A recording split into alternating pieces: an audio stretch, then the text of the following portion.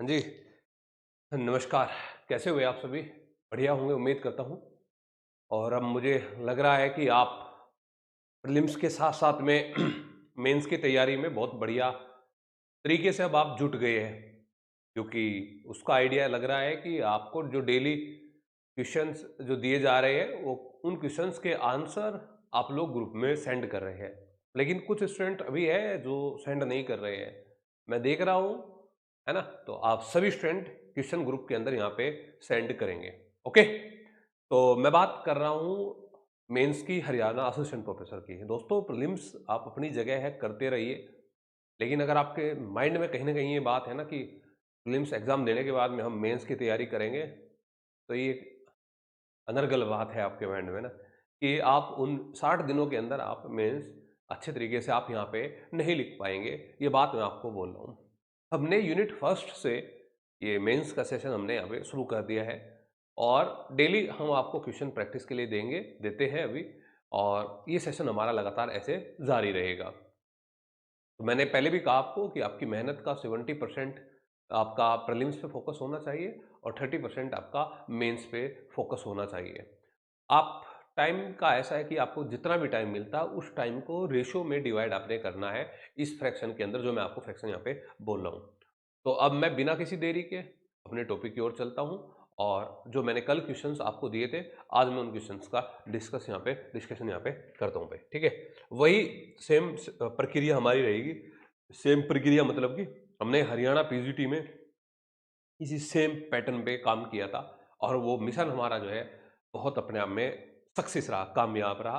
क्योंकि मैं ये बोल सकता हूँ कि जो 123 स्टूडेंट का जो रिजल्ट हमारा आया है अभी तक हिस्ट्री में, उनमें 100 से ज़्यादा आपके ही बैच के थे, आपके ही परिवार के सदस्य थे, ठीक है? जिसने और एक और बात बताऊँ, वे तो वो है 100 जो कोर्स के अंदर इनरोल्ड थे और कुछ ऐसे भी है जो कोर्स नोट्स इधर-उधर से मिल गए और चीज़ों का फ़ायदा लिया। अच्छी चीज़ें थी, है ना? अच्छी चीज़ें कहीं से भी मिल जाए, उसका फ़ायदा ले लेना चाहिए भाई। तो कोई बात नहीं, अब मेरी बातों पे थोड़ा-सा गौर करना भाई, है ना? आप लोगों ने मेहनत की है। एक बात यहाँ पे और मैं आपकी ऐड कराता हूँ भाई, कि देखो शुरू में आप बिल्कुल भी ये मत कोशिश करना कि मेरा आंसर बहुत ही फर्राटेदार होगा, है ना? आप आंसर लिखे, कैसा भी लिखे, टूटा-फूटा, है ना? कितना फैक्ट हो, कितना कॉन्सेप्ट हो, इस बात पे भी ना ध्यान देना भाई शुरू में ना। बस शुरू में ये है कि आप कम से कम एक हैबिट डेवलप करें। फिर भी अभी समय है आपके पास में। आपका कॉम्पिटिशन इतना आसान नहीं है। आपके कॉम्पिटिशन में वो पीजीटी सिलेक्टेड स्टूडेंट भी है जो अभी मेंस लिख के आए हैं, है ना? ठीक है? इन सब चीज़ों पे आप थोड़ा-सा गौर करना भाई। तो यूनिट फर्स्ट के अंदर जब हम बात करते हैं, तो यूनिट फर्स्ट में हमारे जो टॉपिक आते हैं, उन टॉपिक्स में हम सबसे पहले सोर्सेज़ की बात करते हैं, आर्कियोलॉजिकल, लिटरेरी सोर्सेज़, उसके बाद में स्टोन एज वाला चैप्टर हमारा आता है। ये चैप्टर जो है हमारा पीजीटी में नहीं थे। पीजीटी का जो क्लासेस स्टार्ट होती थी हमारी, पीजीटी वाला जो चा पार्ट हमारा स्टार्ट हुआ, वो डायरेक्ट हड़प्पन सभ्यता से हमारा शुरू हुआ था। उसमें मोटा-मोटा था सिलेबस का, यहाँ पे सिलेबस की बहुत बारीकी सिलेबस यहाँ पे हमारा है, इतना छोटा-सा सिलेबस नहीं है हमारा इसका प्रोफ़ेसर वाला। पीजीटी के जैसे, है ना? तो थोड़ा-सा लेंथी सिलेबस है भई, है ना? अब दूसरी बात मैं यहाँ पे आपसे ये कर रहा हूँ भाई कि डेली लिखना है आपने।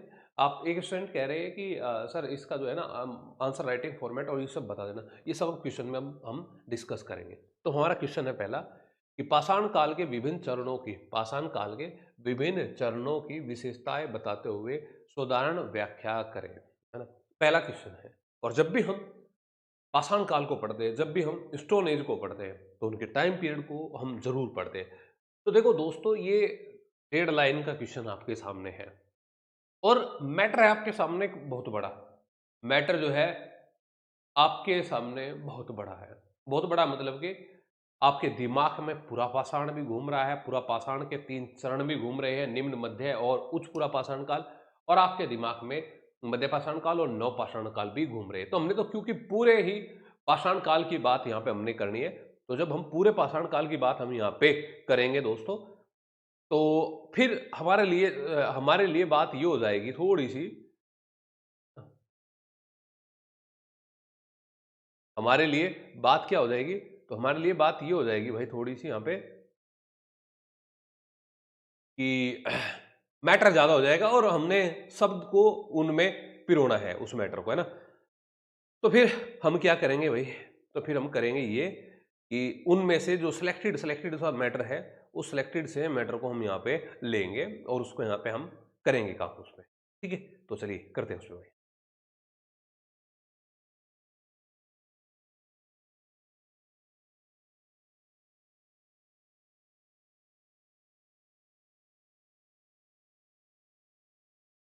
तो पास सबसे पहले क्या करेंगे, अब इंट्रोडक्शन है, आप इंट्रोडक्शन लिखिए वही 4-5 लाइन का। और एक बात का ध्यान रखना है ना, इंट्रोडक्शन हो या आपका कंक्लूजन हो, तो कोशिश करना कहीं ना कहीं एक हिस्टोग्राफी आपकी जरूर वहां पे मेंशन हो। यहाँ पे इस चैप्टर के अंदर हिस्टोग्राफी कम बनती है, लेकिन फिर भी प्रयास करते रहना कि भारत में पाषाणकालीन सभ्यता का सर्वप्रथम अनुसंधान 1863 में प्रारंभ हुआ। रॉबर्ट ब्रूस फुट ने पल्लव वंश से हैंडेक्स यहाँ पे प्राप्त किया, ठीक है।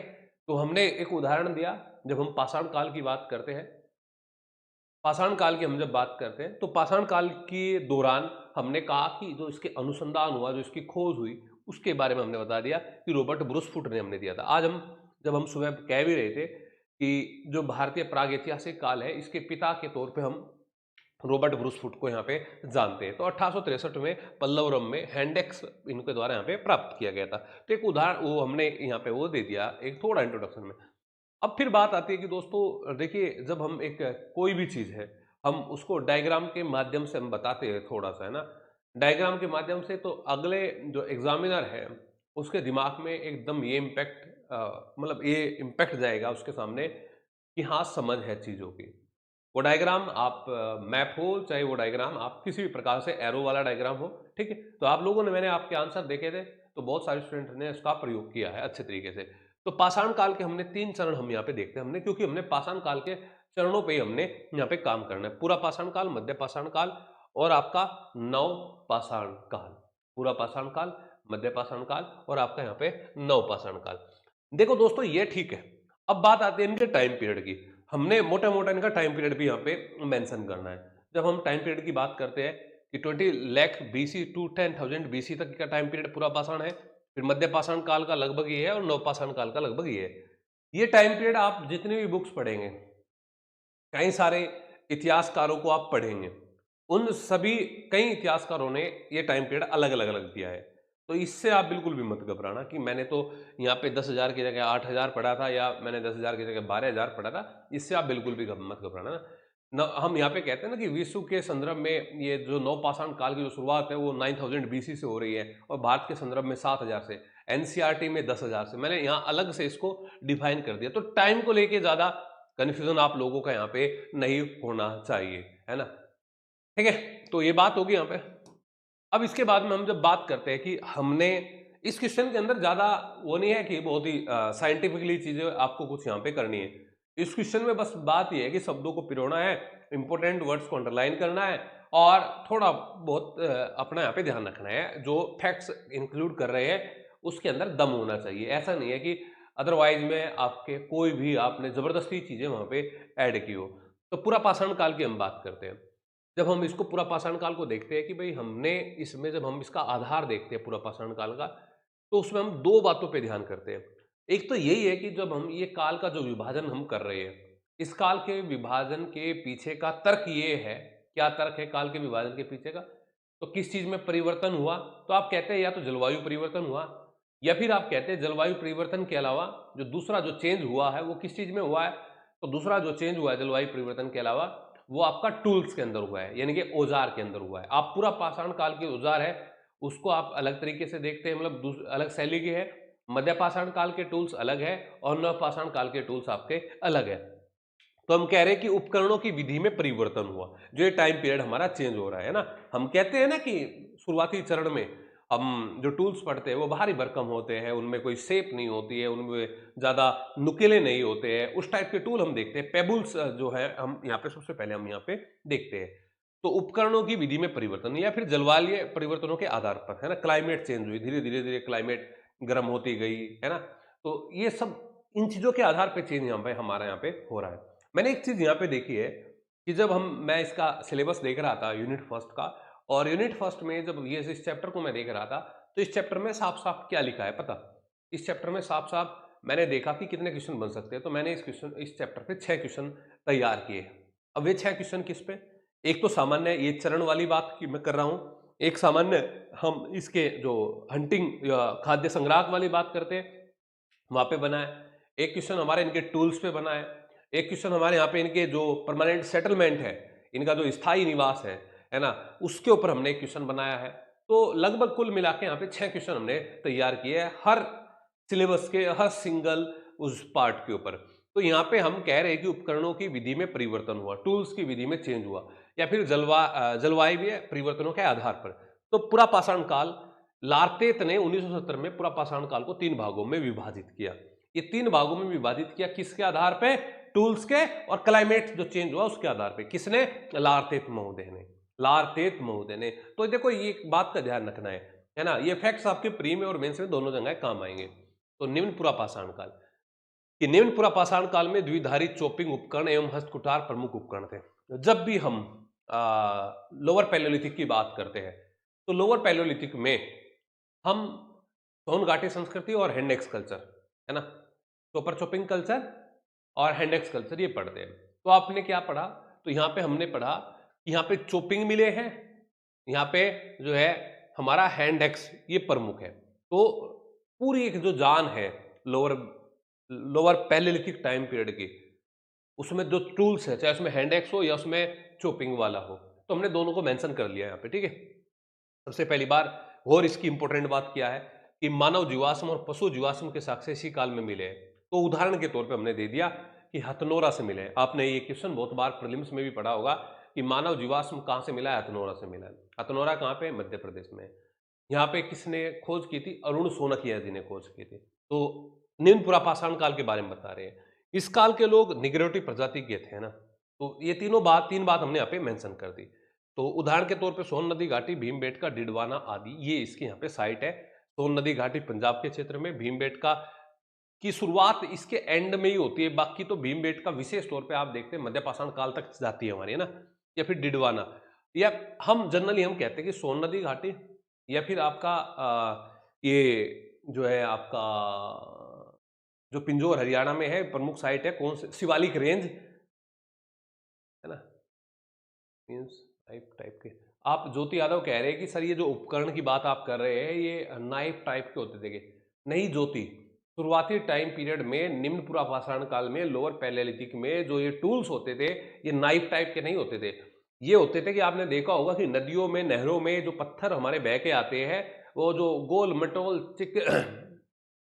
मटोल चिकने सपाट जो हमारे होते हैं वो टाइप के पत्थर होते थे इसमें। तो इसमें चाकू वगैरह नहीं, भारी भरकम होते थे। उसमें फिर एक साइड जब उसको खुरचा, एक साइड जो नुकीली होती थी उसको चॉपर बोलते हैं, दो साइड जो होती थी उसको चॉपिंग बोलते हैं, है ना। ये तो बहुत भारी भारी होते थे। नाइफ तो जाके आगे चलकर मॉडर्न उसमें नियोलिथिक टाइम पीरियड तक आएंगे, ठीक है। तो हमने ये देख लिया। इसके बाद में मध्य पूरा पाषाण काल में कि अब थोड़ी इसमें मध्य पूरा पाषाण काल की बात कर ले थोड़ी सी ना, कि इसमें पाषाण उपकरणों का निर्माण क्वार्टजाइट पत्थर। देखो यहाँ पे विशेषता बता रहे हैं, किस चीज की विशेषता बता रहे हैं कि यहाँ के जो पत्थर है वो किसके है, क्वार्टजाइट पत्थर है, चार्ट है, जैस्पर है, फ्लिंट है, ये सब है, मूल्यवान पत्थरों से किया जाने लगा, है ना। वहां पे हम पत्थरों का वो देख रहे हैं टूल्स का, यहाँ पे हम देख रहे हैं कि किस प्रकार से। तो आप कह रहे हैं जैस्पर, फ्लिंट, मूल्यवान पत्थरों से। फिर हम कहते हैं कि एच.डी. संकालिया ने इसे फलक संस्कृति कहा है, ये हमने मेंशन कर दिया क्योंकि आप इनको अलग अलग संस्कृति के तौर पे जानते हैं कि भाई हमारा एशुलियन, एवेबेलियन ये लोअर पैलियोलिथिक है। फिर हम जब मिडल पैलियोलिथिक की बात करते हैं तो उसको वैसे तो आप मुस्तूरियन बोलते हैं, लेकिन फिर भी हम इसको फलक संस्कृति भी बोलते हैं। एच.डी. संकालिया ने नाम दिया है क्योंकि यहाँ पे जो टूल्स है उसके जो फलक है वो यहाँ पे निकाल कर बनाए जाने लगे। खुरचनी और वेदक महत्वपूर्ण उपकरण थे। आप यहाँ पे इनके डायग्राम भी बना सकते हैं, अगर आप एक बार देख लेना कि ये खुरचनी होता है, ये जो है हमारा यहाँ पे वेदक होता है। इसके बाद में उदाहरण के तौर पे नेवासा महाराष्ट्र में एक प्रमुख स्थल है, और मध्य पूरा पाषाण काल का प्रारूप स्थल जो है महाराष्ट्र के अंदर नेवासा यहाँ पे हमारा था। चिरकी है या बेलन घाटी, बागोर, ये सब इसके टाइम वो है उदाहरण के तौर पे, ठीक है। तीसरा है उच्च पूरा पाषाण काल। अच्छा देखो, साइट्स को लेके ज्यादा कंफ्यूज मत होना ना। साइट्स में असली मामला क्या है कि एक ही साइट है वो कई सारे टाइम पीरियड की जानकारी हमें देती है। अब आप ये मत कहना कि ये तो हमने वहां पढ़ा था, है ना। एक साइड ही कई जगह आपको काम आएगी, इस बात का ध्यान रखना। उच्च पुरापाषाण काल में पतले और संकरे ब्लेड मिलने लगे हैं। जो पहले भारी भरकम होते थे, कभी कभी शिकार करने के लिए जब जाते था मानव, तो वो मानव का ही शिकार जंगली जानवर कर लेता था। लेकिन अब यहाँ पे क्या मिले हैं, पतले और संकरे ब्लेड उपकरण यहाँ पे मिलने लगे। इसके अलावा हड्डी निर्मित उपकरण, अभी ये जो बोन टाइप टूल्स हमारे मिलने लगे, हड्डी निर्मित उपकरण, स्क्रेपर है, छिद्रक है, बेदक है, ये प्रमुख है यहाँ पे ना। होमोसेपियंस का उद्भव इसी काल में हुआ। जो आज का जो मानव है, वो आज के मानव का जो कौन से काल में, इसी काल के अंदर हुआ, अपर पैलेलिथिक के अंदर हुआ। ठीक है, बेलन घाटी। अब देखो, आग के प्रयोग का साक्ष्य ये इसी टाइम पीरियड के अंदर हमें होता है प्रॉपर तरीके से। कोई कहता है कि नहीं, इससे पहले भी हमें जानकारी हो गई थी मध्य पुरापाषाण काल के, लेकिन उच्च पुरापाषाण काल तक ही हमें आग के प्रयोग की जानकारी मिलती है। महाराष्ट्र में पटने है, करनूल है, रामनगर है एमपी में, या एमपी में एक साइड पड़ती है हमारी रामपुर, एमपी में एक साइड पड़ती है हमारी बाबूरी, या फिर इसके अलावा क्या नाम उसका, विसदी गुजरात के अंदर एक साइट पड़ती है हमारी, है ना। तो रेनीगुंटा आंध्र प्रदेश में पड़ती है। तो साइट के उदाहरण तो आपके कोई भी हो सकते हैं। आप आंध्र प्रदेश वाली लो, आप गुजरात वाली ले लो, आप एमपी वाली ले लो, आप यूपी वाली ले लो, साइट्स के उदाहरण आप कोई भी अपने ले सकते हैं भाई। ठीक है, तो हम बात करते हैं फिर। अब आप ये मत कहना शब्दों का ज्यादा नहीं है, सब लिमिटेड है ये ना, मुश्किल से 150 से 170 के बीच के शब्द है ये, आप देख लेना। ठीक है, मध्य पाषाण काल कि भारत में इसकी सर्वप्रथम जानकारी 1867 में कार्लाइल द्वारा विन्य क्षेत्र में दी गई थी। यहाँ पे बहुत छोटे उपकरण मिलते हैं, उनका उपकरण का साइज हमने बता दिया कि कितना साइज है, 1 से 8 सेंटीमीटर के, जो पहले भारी भरकम होते थे। हम क्योंकि विभाजन जो कर रहे हैं इस टाइम पीरियड के अंदर, उस विभाजन में एक मुख्य है जो आधार है, वो टूल्स ही है। हमने सबसे पहले ही उसको यहाँ पे डिफाइन कर दिया। तो 1 सेंटीमीटर से 8 सेंटीमीटर के, है ना। पाषाण के अलावा हड्डी और सींग निर्मित उपकरण भी मिले हैं, ये हमने बता दिया, स्क्रैपर, ब्यूरिन, बेदक और आदि ना। भारत में मानव अस्थि पंजर की सर्वप्रथम प्राप्ति शव दफनाना इसी काल की विशेषता है। शव दफन, देखो अब आप कहेंगे जी शव को दफनाने वाली कहानी तो नवपाषाण काल के अंदर है, शुरुआत यहाँ से हो जाती है ना, शुरुआत यहाँ पे हो जाती है। इसके उदाहरण के तौर पे हमने चीजों को यहाँ पे देख लिया। अब बात आती है नवपाषाण काल। ये मैप बनाना सीख लो भाई, धीरे धीरे धीरे धीरे आप आ जाएगा आपसे मैप बनाना, कि भारतीय उपमहाद्वीप में प्राचीनतम नवपाषाणिक बस्ती कौन सी है, मेहरगढ़ है।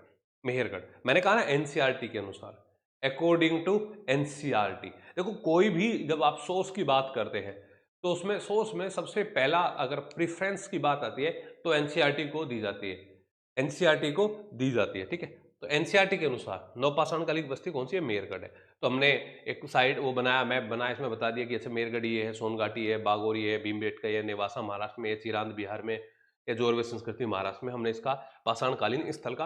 अब आपके पास में हजारों साइट है, अब आप हजारों साइट आपके पास में है, तो हजारों साइट्स को आप इसमें मेंशन यहाँ पे नहीं कर सकते ना, तो उसमें से कुछ साफ सुथरे से 5, 7, 10 को आप अलग अलग स्टेट के कर देना भाई। अब यहाँ की विशेषता क्या है, जो हमारे नियोलिथिक साइट्स है, तो आप कहेंगे इनकी जो विशेषता है वो है पॉलिश्ड टूल, यानी कि पॉलिशदार पाषाण उपकरण है जिसमें कुल्हाड़ियाँ है, ये हमारी विशेषता है। फिर हम कहते हैं कि इसी टाइम पीरियड पे एग्रीकल्चर की शुरुआत हो गई, इसी टाइम पीरियड पशुपालन, आप कहेंगे पशुपालन तो मध्यपाषाण काल की विशेषता है। मध्यपाषाण, हाँ हमने कहा कि पशुपालन मध्यपाषाण काल में शुरू हो जाता है, लेकिन हम यहाँ पे एक है ना कि उसका जो पीक जो हम देखते हैं वो नवपाषाण काल के अंदर ही हमें देखने को मिलता है। पालतू भैंस व कपास उत्पादन के साक्ष्य मेरगढ़ से मिले, गर्तावास के साक्ष्य गोलाकार झोपड़ियां मिली है, स्थायी अधिवास, अधिवास मतलब कि सेटलमेंट, परमानेंट सेटलमेंट के साक्ष्य हमारे आपके कहां से मिलते हैं, नवपाषाण काल से। इस काल की विशेषता है, तो इस काल की विशेषताओं को 3 लाइन में आपके सामने पिरो दिया है कि हमने इन 3 लाइन में बताना है। स्थायी अधिवास है, झोपड़ियां है, गर्तावास है, और इसके अलावा गोलाकार झोपड़ियां, ये सब हमारे यहाँ पे मिलती हैं। इसके बाद में हम उपकरणों में चिरान से क्या क्या मिला है, चिरान से सिलबट्टे मिले, हथौड़े मिले, बाण, कुदाल, सुई, चौपानी मांडो से मर्दबाण, ये सब चीजें हमारे यहाँ पे मिलती हैं। फिर उदाहरण के तौर पे हम कहते हैं गोल्डीवा, मेगदा, रानी गुंडई, मेहरगढ़ और दाउजली हार्डिंग असम में, चिरांद आदि, ये उदाहरण के तौर पे। अब हमने भाई पूरा पाषाण काल के तीनों फेज भी ले लिए, क्योंकि हमने पाषाण काल के चरणों को हमने बताना था। तो पाषाण काल के चरणों में पूरा पाषाण काल के 3 फेज ले लिए, मध्य पाषाण काल ले लिया, नवपाषाण काल ले लिया, और फाइनली हम कह सकते हैं कि मानव, ये जो हम कह रहे हैं कि सभी चरण मानव की कर्मिक विकसित अवस्था को दर्शाते हैं कि किस प्रकार से मानव पहले हंटिंग और गैदरिंग यानी कि खाद्य वो मतलब एक है कि अपना खाना ही उसके लिए दूभर हो रहा था, अपने खाने के लिए वो कर रहा था। अब धीरे-धीरे आते-आते वो खाद्य उत्पादन की श्रेणी में आ गया ना, फूड को प्रोडक्शन वो वहाँ पे करने लगा। तो ये कर्मिक श्रेणी को दर्शाता है, जिसका अंतिम सोपान यानी नवपाषाण काल क्रांतिकारी और युग प्रवर्तक काल यहाँ पे साबित हुआ। तो नवपाषाण काल क्या है? क्रांतिकारी और युग प्रवर्तक, है ना? जहाँ मानव अब स्थायी निवास करने लगा है, मानव को अब एग्रीकल्चर की जानकारी होगी, मानव को अब जो है प्रॉपर एक टूल्स जो है मानव अब यूज़ करने लगा है, खेती बढ़िया तरीके से करने लगा है। तो इसमें हमने अलग-अलग सोपानों की बात यहाँ पे हमने करनी थी दोस्तों। तो समझ में आया? समझ में आया ये चीज़ें भाई? मैं अगले क्वेश्चन की तरफ चलता हूँ, ठीक है? अगले क्वेश्चन की तरफ चलते हैं और देखिए भाई नेक्स्ट क्वेश्चन को। नेक्स्ट क्वेश्चन था हमारा कि नवपाषाण काल मानव जाति की विकास की प्रक्रिया में विशेष स्थान रखता है। नवपाषाण काल मानव जाति की विकास प्रक्रिया में विशेष स्थान रखता है। उदाहरण सहित विस्तार से स्पष्ट करें। उदाहरण सहित विस्तार से स्पष्ट करें। नवपाषाण काल मानव जाति की विकास प्रक्रिया में विशेष स्थान रखता है। अब बात यहाँ पे सिर्फ और सिर्फ नियोलिथिक टाइम पीरियड की कर रहे हैं और नियोलिथिक टाइम पीरियड की बात करते हैं, उदाहरण के साथ हमने इसको विस्तार से हमने यहाँ पे बताना भाई, ठीक है? चलिए बताइए भाई, फिर हम अपना चर्चा करेंगे क्वेश्चन के ऊपर, है ना? सभी स्टूडेंट अपना आंसर दीजिए भाई। आपने आंसर देख लिया होगा, अब इसमें ऑब्जेक्टिव थोड़ा है कि अब आप जो है इसका आंसर देखेंगे। अब तो ये बताना ही है, आप लोगों ने अपना आंसर लिख ही लिया है, तो हम अपनी तरफ से चीज़ों को, अपनी बातों को यहाँ पे रख लेते हैं भाई, ठीक है?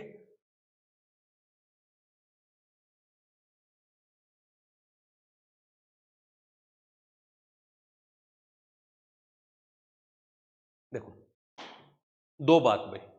पहले, आपका कमेंट ऊपर चला गया 2 स्टूडेंट का, वो कुछ पीडीएफ की बात कर रहे थे। 2 बातें मेरी सुन लो भाई। 2 बातें क्या? एक तो अ, आप शॉर्टकट मारने की कोशिश मत करना। शॉर्टकट मारने की मतलब कि ये डिपेंड होना कि बस ये पीडीएफ आई, रट ली, छाप दी, बिल्कुल काम आपका नहीं चलेगा। आपको अपना आंसर लिखना पड़ेगा, अपनी मेहनत करनी पड़ेगी। ये एडिशनल हेल्प आप लोगों की करेगी पीडीएफ। पहली बात, मतलब पहली बात, तो मैं इसको डायरेक्ट पीडीएफ आपको नहीं दूँगा। दूसरी बात, और जो प्रमुख बात है, ड्यू टू प्राइवेसी, जो मेरा रोज़गार है, जो मेरा काम है, आप अपने काम के लिए लग रहे हैं, मैं अपने काम के लिए लग रहा हूँ। पीजीटी में हमने करके देखा, आप लोगों की हमने रिक्वेस्ट मानी। शुरुआत में हमने एप्लीकेशन पे नोट डाउनलोड वाला ही ऑप्शन रखा था, लेकिन जब आपने कहा कि किसी की आँख खराब है, किसी का कोई प्रॉब्लम है, तो हमने उसको पीडीएफ को ग्रुप में भेजा, तो उसका दुरुपयोग हुआ। आप लोगों ने फीस दी है, तो सोचो आप इस बात को, आप लोगों ने मुझे फीस दी है, तो इस मैटर पे अधिकार आप लोगों का बनता है। इस मैटर पे अधिकार आप लोगों का ही बनता है, ठीक है? औरों का नहीं बनता भाई, फीस आपने दी है, आपने फीस दी, मैं इसको यहाँ पे पढ़ा रहा हूँ। तो मैं ये पीडीएफ एप्लीकेशन पे रहेगी, आप जितनी बार भी खोलेंगे उतनी बार खुलेगी, आप अपने आंसर को देखना, अपना आंसर आप लिखना, अपना आंसर लिख के आप कहीं भी शेयर करें, मुझे इससे कोई फ़र्क नहीं पड़ता। इस बात का मैं आपको बोल रहा हूँ। कोई फ़र्क नहीं पड़ता भाई, अपना एज़ इट इज़ लिखो, चाहे शेयर करो, जैसे भी करो। लेकिन इसको आप यहाँ पे डाउनलोड नहीं कर पाएँगे ड्यू टू प्राइवेसी, ठीक है? Thank you. अब दोबारा से इस बात को आगे ध्यान रखना भाई। नवपाषाण काल मानव प्रजाति के विकास की प्रक्रिया में विशेष स्थान रखता है। उदाहरण सहित इसको विस्तार से यहाँ पे समझाइए।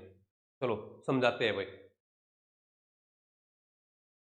देखो, नवपाषाण काल में बहुत सारी विशेषताएं हैं, है ना? कई सारी विशेषताएं हैं और इसमें आप, पहले मैंने शायद इसमें 5 लिख रखा था कि 5 उदाहरणों सहित विस्तार से स्पष्ट करें। मैंने 5 हटा दिया हुआ है ना, मैंने वो 5 हटा दिया। तो आपकी 5 भी हो सके, 4 भी हो सके, 6 भी हो सके, 7 भी हो सके और आपकी थोड़ी-सी इधर-उधर भी हो सकती है विशेषता।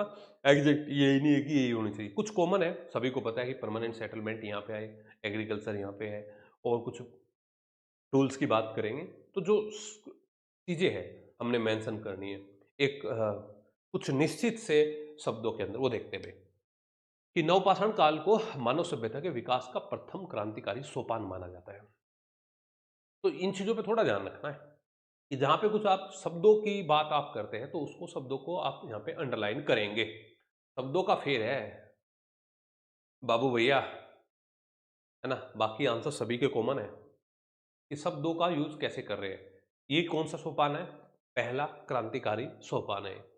इस दौरान कई नए आविष्कार और बदलाव हुए जो अलग अलग टाइप के, है ना? तो देखते हैं। सबसे पहला हम बात करते हैं कृषि की, यानी कि कहूँ तो एग्रीकल्चर की। तो कृषि एक क्रांतिकारी परिवर्तन। गेहूं और जौ की खेती के साक्ष्य मिले मेहरगढ़ से, चावल के साक्ष्य मिले लहुरा देव से, चावल के साक्ष्य लहुरा देव से आदि इसके प्रमुख प्रमाण है। कृषि क्रम के कारण अब मानव खाद्य उत्पादक की भूमिका में आ गया है। अभी तक आपने क्या पढ़ा कि मानव क्या था? खाद्य संग्राहक था, अपना खाना जुटाता था, अपना काम बनता, भाड़ में जाए जनता। कहने का मतलब ये है कि अपना पेट भरे भाई, उसके बाद तो सोचेंगे कि किसी के लिए बचाएंगे, किसी के लिए दे के जाएंगे, मंडी में लेके जाएंगे, तो उसके बाद ही तो हम काम करेंगे। तो अब यहाँ पे मानव क्या है? खाद्य उत्पादक हो गया है, यानी कि एग्रीकल्चर का यहाँ पे डेवलपमेंट हुआ है, एग्रीकल्चर का विकास हुआ है। जबकि इससे पूर्व ये उपभोक्ता मात्र था। तो एक क्रांतिकारी जो परिवर्तन हुआ वो हुआ एग्रीकल्चर के अंदर। दूसरा, पशुपालन। अब आप कहेंगे पशुपालन तो मध्यपाषाण काल की पशुपालन तो जो है वो मध्यपाषाण काल की विशेषता है। लेकिन मैंने कहा पीक उसका कहाँ पे आया? नवपाषाण काल में। कृषि क्रम के साथ पशुओं को मनुष्य ने पालना भी प्रारंभ कर दिया। गाय, बैल, भैंस, कुत्ता, घोड़ा आदि से परिचय बढ़ गया था। मेहगड़ा से गौशालाएं प्राप्त हुई है। मेहरगढ़ से पालतू भैंस के साक्ष्य मिलते हैं, है ना? मेहरगढ़ से पालतू भैंस के साक्ष्य मिलते हैं। तो हमने कुछ पशुओं की बात यहाँ पे कर दी है, कुत्ते की भी कर दी है, गौशालाओं की कि मेहगड़ा से गौशालाएं प्राप्त होती है और पालतू भैंस मेहरगढ़ से प्राप्त होती है, क्योंकि खेती वहीं होती थी, घास वगैरह वहीं होता था। तो भैंस भी वहीं होगी, जब जब घास वहाँ होगा तो भैंस कहीं और थोड़ा होगी। ठीक है, तो हमने पशुपालन की बात कर ली। फिर हम बात करते हैं स्थायी जीवन, अपेक्षाकृत स्थायी जीवन शैली कि विंध्य क्षेत्र से प्राप्त गोलाकार झोपड़ियाँ। विंध्य क्षेत्र में क्या मिलती है? हमारी गोलाकार झोपड़ियाँ मिलती है विंध्य क्षेत्र में। बुरझोम से गर्तावास के साक्ष्य स्थायी जीवन की ओर संकेत करते हैं। बुरझोम में जो गर्तावास मिले हैं, जो गड्ढे मिले हैं, वो हमें किस ओर लेके जाते हैं? वो लेके जाते हैं कि स्थायी जीवन की ओर, है ना? लेकिन इसके पीछे कारण है मानव का उत्पादक की भूमिका में आना। जब देखो, सुनो मेरी बात, जब तक मानव खाद्य संग्राहक होगा, जब तक मानव के पास में खाने के लिए नहीं होगा, तो मानव तो एक जगह रुक ही नहीं सकता भाई। मान लिया वो पहले पशुपालक समाज था, अभी मध्य पाषाण काल के अंदर, आज अपने पशुओं को लेके यहाँ है, कल अपने पशुओं को लेके वहाँ है। सरिता ऐसा कुछ भी नहीं है, ऐसा कुछ भी नहीं है। और देखो एक बात और मैं बताऊं, चलो बाद में बताऊंगा। तो जब तक हमारे पास में एक जगह खेती नहीं होगी, हम इकट्ठे कब होने लगे? हम इकट्ठे तब होने लगे जब हम एक जगह मतलब खेती करने लगे सामूहिक तौर पे, और खेत को छोड़ के फिर इधर उधर थोड़ा जाएंगे, है ना? तो फिर हम यहाँ पे मानव का उत्पादक की भूमिका में आना।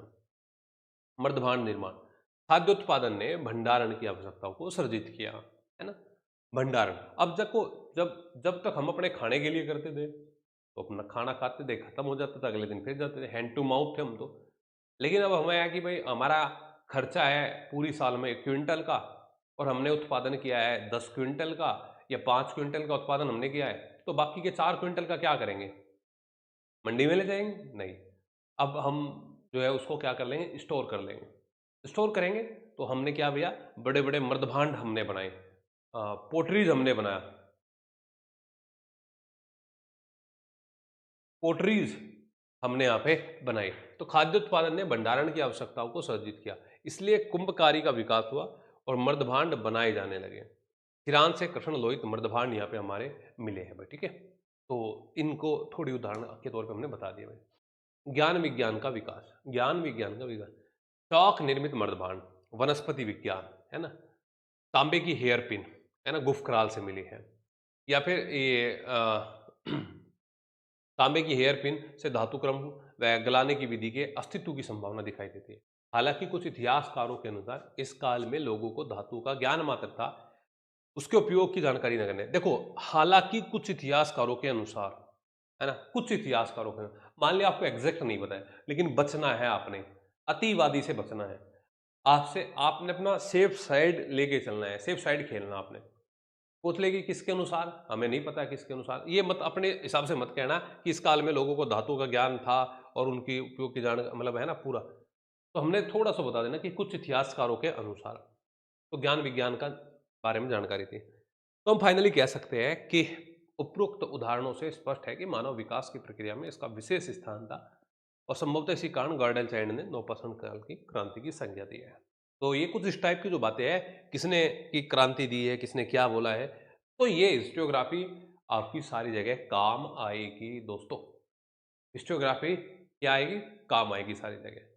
तो नवपाषाण काल को क्रांति की संज्ञा किसने दी, तो गार्डन चाइल्ड महोदय ने दी। तो दिल गार्डन गार्डन हो गया इसका। तो ये थे हमारे कल के क्वेश्चन जो आप लोगों ने ग्रुप में करके भेजे थे और हमने आज आपके सामने डिस्कस किए हैं एप्लीकेशन पे। ये आपके साथ रहेंगे, एग्जाम तक रहेंगे। तो डेली अब आपको भी पता है कि हम 2 क्लासेस प्रीलिम्स की ले रहे हैं भाई। सुबह में एंशिएंट चल रहा है, शाम में मॉडर्न चल रहा है और ये चल रहा है पूरा आपके साथ समर्पित है असिस्टेंट प्रोफेसर के लिए। जिस तरीके से पीजीटी के लिए आपके साथ काम किया था, काफ़ी स्टूडेंट पीजीटी में जो सिलेक्ट हुए वो इसी कोर्स के साथ में जुड़े हैं। जिनका पीजीटी में सिलेक्शन हुआ है वो फिर मेंस के लिए जुड़ गए यहाँ पे, मतलब सॉरी असिस्टेंट प्रोफेसर के लिए जुड़े हुए हैं। ठीक है, बाकी आप अपने आंसर करते रहिए। जितना समय मुझे मिलता है मैं आपके आंसर चेक करता हूँ। एक चीज़ और आप नोट कर रहे होंगे, आपको लग रहा होगा कि इन क्वेश्चंस में कहीं भी कोई गलती नहीं है, कोई भी कट कट छट नहीं है ना? ऐसा थोड़ा होता है कि गलती ना हो और है ना? कॉपी पे भाई गलती तो तब ना होती ना जब कॉपी पेस्ट होता है, और जब हम लिखते हैं तो उसमें तो बहुत सारी गलती होती है, बहुत सारी काटा-पिट्टी होती है। तो इसके बैकएंड में बहुत सारा काम होता है। इसके बैकएंड में बहुत सारा काम होता है। हाँ, बिल्कुल कर सकते हैं, सोनिया मोर आंसर ये ऐड कर सकते हैं आप। तो फिर ये साफ-सुथरा सा आपके सामने लाया जाता है। तो अब आप सोचो कि अगर आपके साथ 3 घंटे की क्लास हमारी चल रही है अभी, 2 घंटा प्रीलिम्स, 1 घंटा मेंस। तो जब 1 घंटे की प्रीलिम्स की क्लास आपके साथ है, उससे कम से कम ज़्यादा नहीं मैं कहता, तो 1 घंटा तो पढ़ना पड़ेगा। तो 2 वे होंगे, 2 घंटे वे है तो 2 घंटे उसके पीछे पढ़ रहे हैं, यानी कि 4 घंटे तो वे होंगे। अगर इसके पीछे कम से कम भी 3 घंटे का टाइम यहाँ पे लगता है, तो 7-8 घंटे जीवन के आप लोगों को समर्पित है। बिल्कुल कर सकते हैं प्रीति दुहान, बिल्कुल कर सकते हैं। ठीक है, तो आप बुक्स पढ़िए, अच्छी चीजें हैं, एनसीईआरटी पढ़िए, एनसीईआरटी को साथ में लेके चलिए अपना, है ना?